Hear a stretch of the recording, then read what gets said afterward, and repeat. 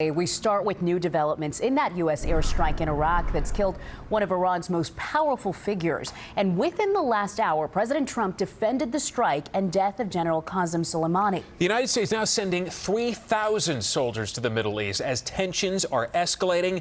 Here at home, the NYPD stepping up security, and the governor has deployed National Guard troops to New York City airports, even though there are no new threats against our area. We have our team of reporters in place. We'll start with News Force Chris Glorioso, tracking the latest developments in the newsroom. Chris. Well, as we speak, the U.S. State Department is telling American citizens to leave Iraq immediately, and at the same time, the Defense Department sending more U.S. troops that way. Meanwhile, President Trump is working to fend off criticism that this planned killing was reckless.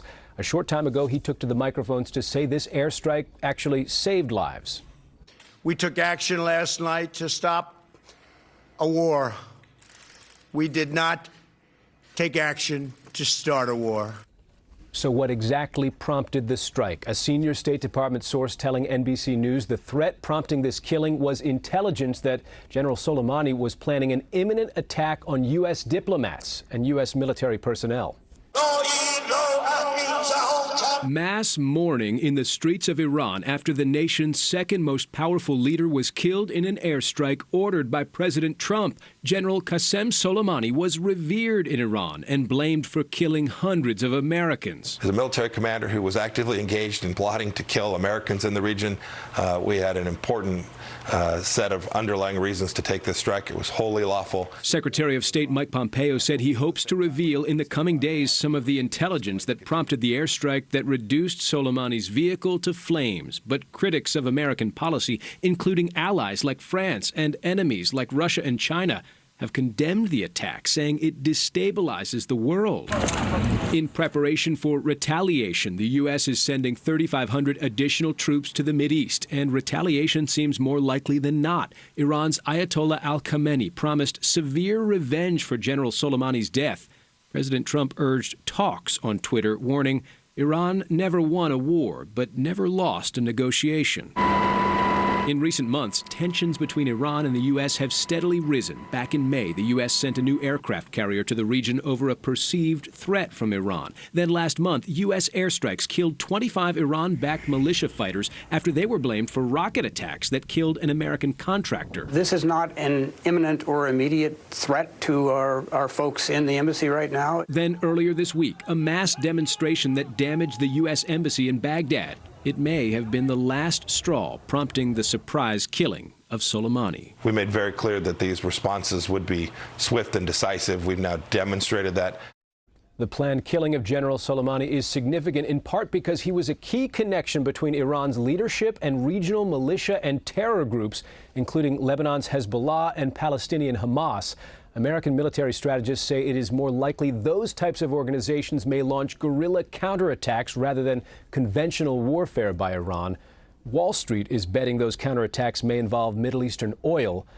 Crude oil hit an 8-month high today. Back to you. Chris Glorioso in the newsroom with the latest now. The NYPD and law enforcement agencies across the tri-state stepping up security today.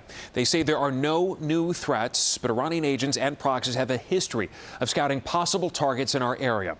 The mayor saying today that there is a whole new level of concern. Our chief investigative reporter, Jonathan Deans, continues our team coverage live in Midtown this afternoon. John. Yeah, security officials say Iran certainly has the terror network to try to carry out an attack here, but they say the assessment as of now is that any retaliation more likely would be U.S. targets overseas. The NYPD already had additional counter-terror resources deployed for the holidays and New Year's. Those added patrols now set to continue amid news Iran is vowing some kind of revenge. Many analysts believe the more likely target U.S. posts in the Middle East, not here at home. More likely response in the near term would be overseas, where Iran has in place proxies in places like Syria and Iraq, but we can't rely on that as New York City. Iranian operatives, some with ties to the terror group Hezbollah, have been arrested in our area in recent years. Ali Karani was recently sentenced to 40 years in federal prison for being a sleeper agent.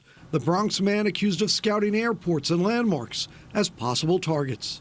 And Alexei Saab from Morristown, New Jersey, also recently charged. The FBI says he was an active member of Hezbollah, taking photos since 2003 of possible targets and sending them to terror leaders overseas, charges he denies. Iran is also accused of hiring operatives to plot an assassination of a Saudi diplomat in Washington. Iran, for years and years, has gone too far. Mayor de Blasio says New Yorkers must be vigilant. He also said if operatives tried something here, Iran would likely face a major military response. Every possible effort should be made to avoid a full-scale war. At this Shiite mosque in Jamaica, Queens, the imam, from Iraq originally, said in his view, the U.S. strike was wrong. Such action will definitely will put more fire in the region. Again, no new specific threats to our area here, but security officials obviously concerned. The governor, again, calling out more National Guard troops to begin patrolling landmarks, including area airports, as precaution. Live in Midtown, Jonathan Dienst, News 4. Jonathan, thank you. On Capitol Hill, the airstrike is dividing Congress, with Democrats calling it reckless. House Speaker Nancy Pelosi says President Trump carried out the airstrike without authorization, and she's demanding details from the Trump administration immediately.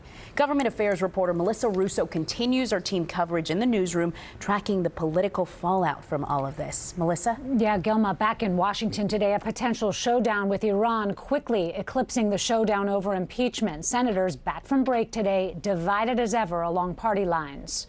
I recommend that all senators wait. Back on the Senate floor today, Leader Mitch McConnell urged his colleagues to learn the facts before criticizing the president's move. To review the facts and hear from the administration before passing much public judgment. The fact that Congress was kept in the dark is a major sore point for Democrats. I'm a member of the Gang of Eight, which is typically briefed in advance of operations of this level of significance. We were not.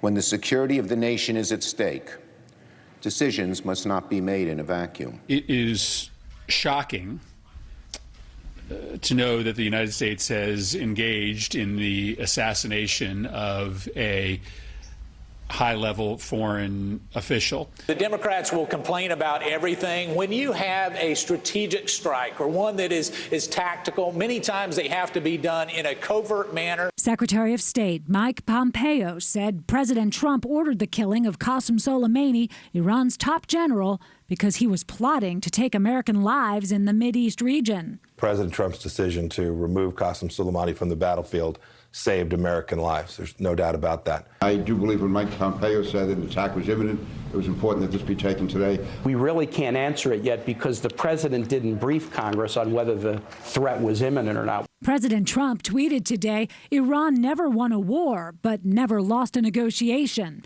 an apparent reference to what he considers the soft Iran nuclear deal struck by his predecessor, Barack Obama. But a 2011 videotape of Trump that surfaced today hypothesizing that Obama would attack Iran as a re-election ploy now raises new questions about Trump's motivations.